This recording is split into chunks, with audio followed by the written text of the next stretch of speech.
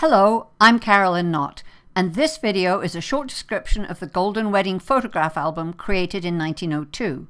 The big news is that every photograph in it has now been digitized, and they are available for you to use.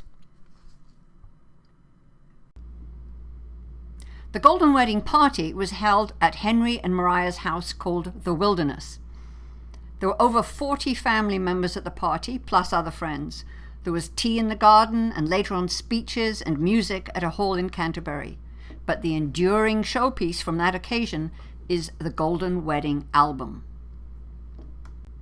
The original album is big. It's about 20 inches long, or 50 centimeters. If you want to visualize that, the average forearm is about 10 inches long. So if you put both your hands together and measure from elbow to elbow and subtract about 2 inches for the hands, it's about 20 inches. It's also heavy. We took the album to the British Library to get it digitized. We dragged it there in a suitcase with wheels on, but even so we had to ask for help from kind and strong strangers to lift the thing on and off the train. The sketch is surprisingly accurate.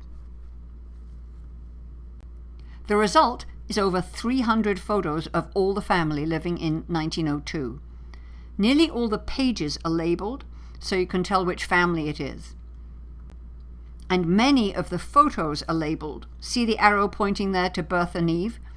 If she's your ancestor, then hey, maybe you look a bit like her. Who knows?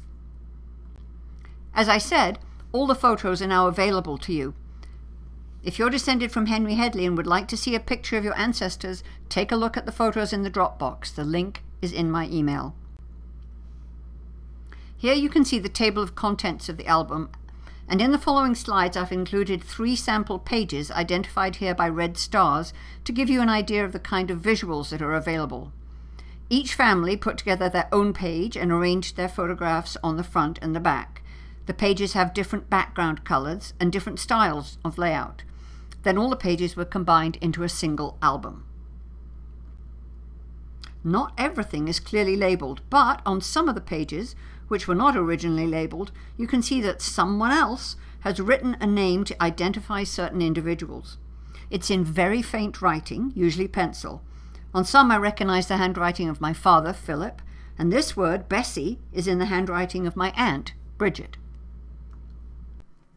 The first sample page is of the house called The Wilderness, where the family lived for 25 years and which was much loved. They moved there in 1878 after having lived above the shop at 46 High Street, Ashford, Kent. But with 11 children at home, it was time for a larger space.